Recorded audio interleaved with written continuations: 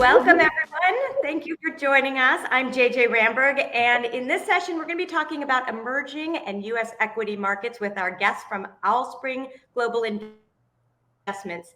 Joining us today are the company's Senior Portfolio Manager, Global Emerging Markets, Alison Shimada, and Senior Portfolio Manager of Special Global Equity, Bryant VanCronkhite.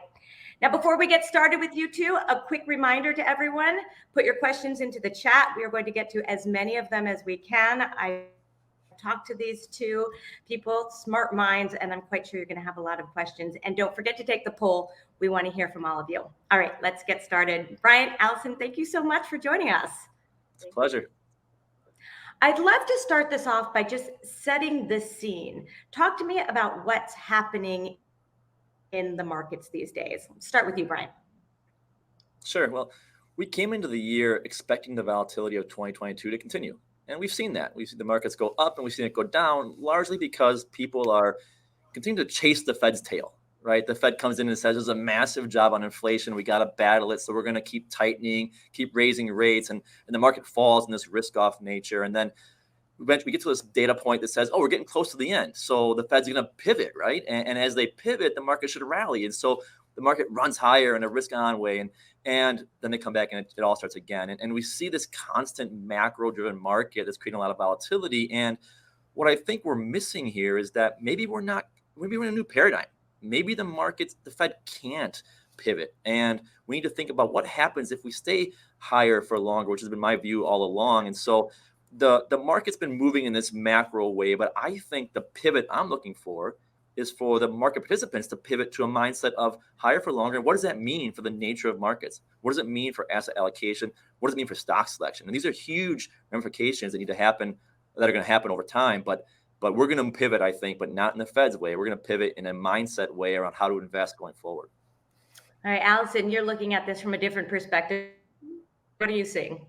Yeah, for emerging markets, where we specialize in emerging markets, which is like 24 countries, we're in different stages than the U.S. and many of the countries actually increased rates much earlier than the U.S. So, we're thinking a little bit about when rates are going to start coming down realistically, either in the second half or early 24. So I think that what's most interesting to me is that in this time of volatility that EM didn't have, as in past cycles, it didn't have any systemic risk or banking crisis. In fact, it's really happened in the developed markets. So I think it's coming into a normalization stage here. And, we are seeing a pickup in activity. GDP growth is picking up again. So in all parts of the world, whether that be Latin America or Eastern Europe, Middle East, and Asia. You started to talk about this a little bit in your last answer, Bryant, but let's go into more detail of what you think people are getting wrong when they're looking at the markets and looking to invest right now. Yeah, I guess the key debate for investment success is where is the market mispricing things? And what people are getting wrong, in my view, is the idea that we're still operating with the old paradigm. The old paradigm is that the Fed could easily jump in and save the market, save the economy. We've been trained to think that way ever since the 80s. When we broke the back of inflation, the Fed had deflationary benefits that allowed them to focus on full employment over and over and over again. And in our minds, for most of us as investors, that inflation dilemma of the past in the 70s and 80s is long gone. But if you're a Fed banker, it's just one mistake away. And you don't want to trigger that mistake. And so I think going forward, the idea that people are relying on the Fed's generosity is a mistake. So what does that mean? Well, if the Fed's generosity is what triggers business cycles, it triggers demand, and it helps keep cost of debt low, it's helping the weakest companies, the ones that don't have a self-driven demand model, the ones that have a lot of financial leverage. And so it was supporting, in many ways, the weakest or the lowest quality third of companies in every index. And those are broadly owned by passive indices, not active managers. And so when it comes down to the active versus passive debate, I think there's a major decision in asset allocation. Do you really want to rely on that generous Fed to elevate all asset prices through passive? And if you're not, what do you want to own? Well, you want to own businesses that have unique demand drivers, secular demand drivers. You want to own companies with balance sheets they can use to drive a new destiny, to control their own destiny. And so those are the dynamics people are getting wrong today. One around asset allocation, where you really want to focus on active going forward, in my view. And if you are active, what do you want to own? You want to own businesses that have a way to uniquely control their own destiny, which is something that we work on every day on the Special Global Equity team. Would you have suggested that people focus more on passive investments in the past, or would you always be advocating for active investments? Just want to know if your mindset has changed as well. I think my ability to justify the past strong performance of passive is really high, right? I can see why passive had the ability to win versus most active managers in the past. Would I advocate for active? I think I would, because it brings unique characteristics, right? There's a lot to investing is more than just what's going to win on an absolute basis. It's the path that matters. It's about the emotions. I think some of the biggest challenges we have with clients of all sophistication levels is how does their emotions get in the way of their future success? And active managers have a unique superpower of controlling that through building portfolios that provide more predictive outcomes over time. So I think passive has a place, right? But so does active. And I think one of the ways active has the place is by building unique portfolios with more predictable outcomes.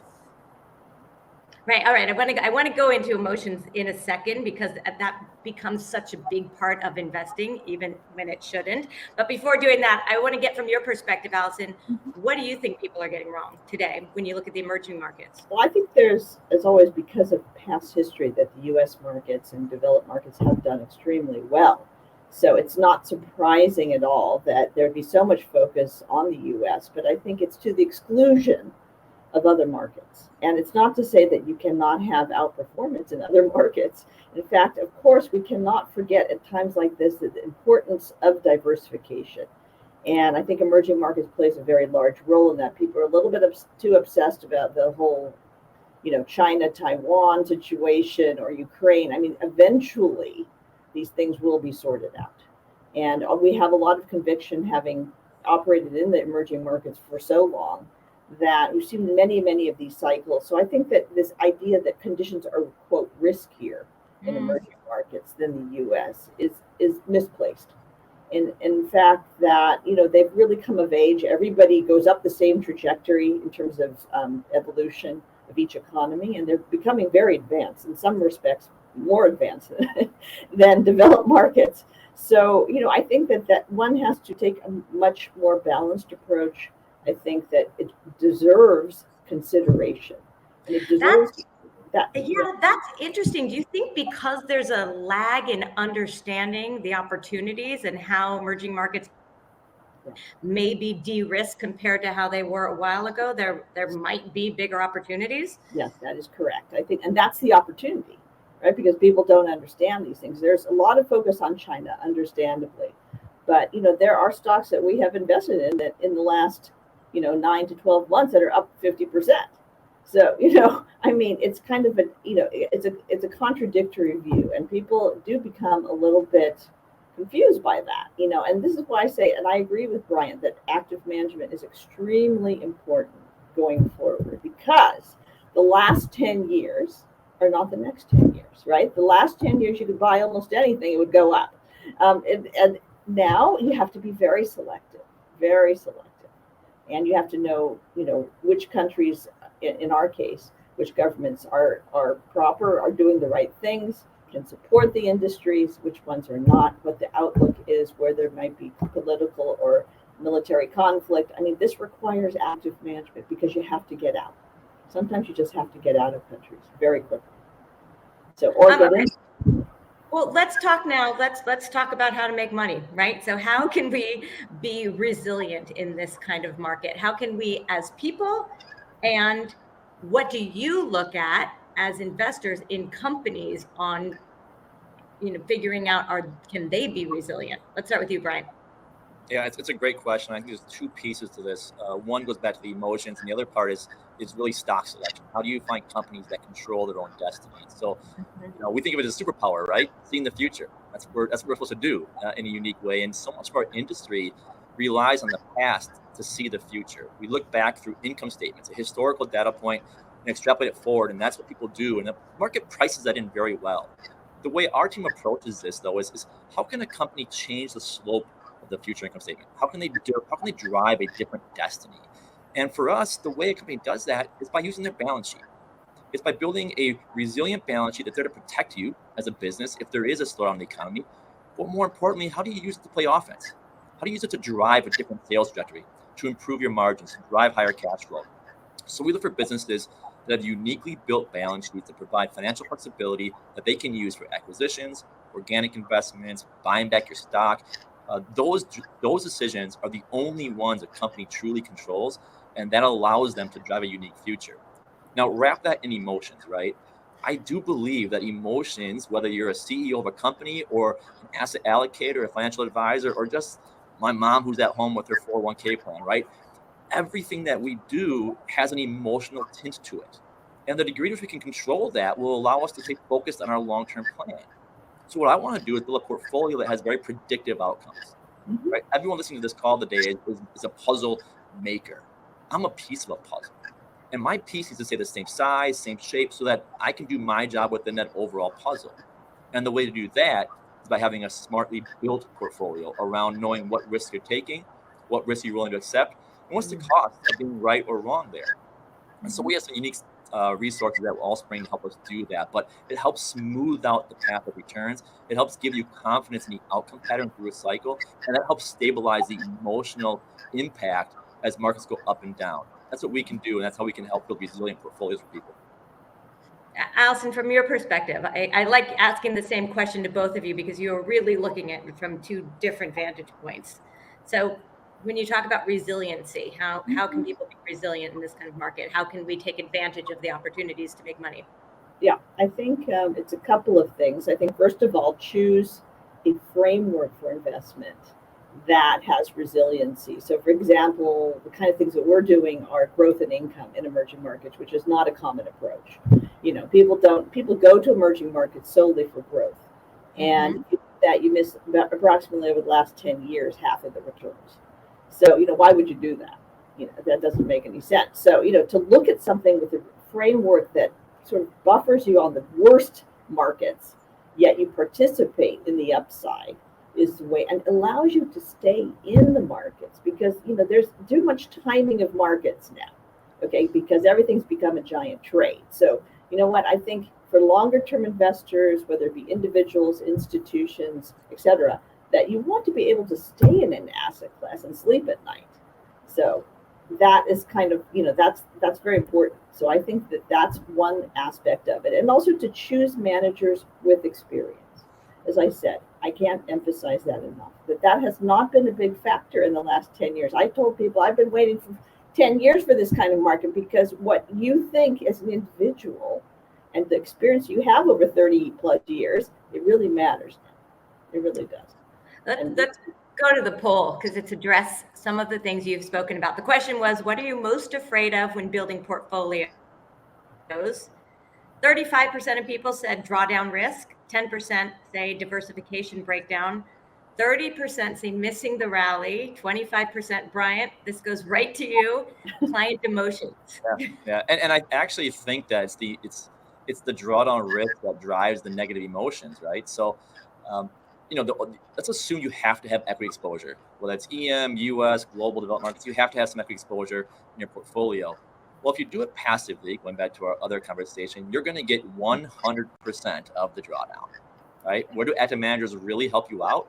It's in mitigating the drawdown risk. And so how you pick your manager matters. The outcome pattern they can deliver for you matters. But what you really want to do, go back to that resilient portfolio. In my mind, try to find a place or a manager or a process, more importantly, that allows you to protect capital if we do get a drawdown.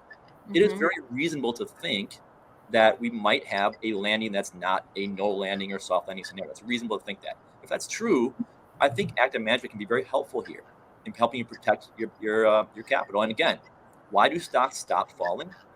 Stocks stop falling because their balance sheet causes it to stop falling. It's positioned in the way that allows them to put a defensive floor in their stock price. Balance sheets drive stability. And if you can do that, now you can knock away that other 25% of you who are worried about client emotions, because they're not worried about the upside so much, they're worried about the downside risk. So help them on the downside, and you can get rid of the other 25% of your fear. Then now you can focus on other issues to help your clients drive long-term success. Are you surprised, either of you, by this high number, the 30% missing the rally? That's just typical of that. That is, you would have that feeling at any point. I'm not surprised because I keep getting the question, we have all this cash on the sidelines. Money markets have just a ton of cash right now. We're at 5%, but at some point that's got to move, right? And a lot of the conversation with clients today is where should it go and when? And again, they want to catch the rally, but they're afraid of that downside. So the middle ground there is, again, that defensive minded active manager, which Alison is among the best in the world in the emerging markets in providing that mindset to investors. So I like the combination of defensive active management that gives you asset participation, but helps satisfy a lot of these fears today.